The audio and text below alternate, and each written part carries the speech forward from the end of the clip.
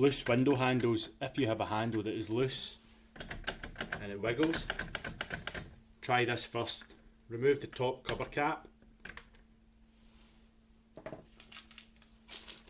Some handles may have a self-adhesive little cover cap. Use something with a sharp edge just to get in and peel it away to expose the screw.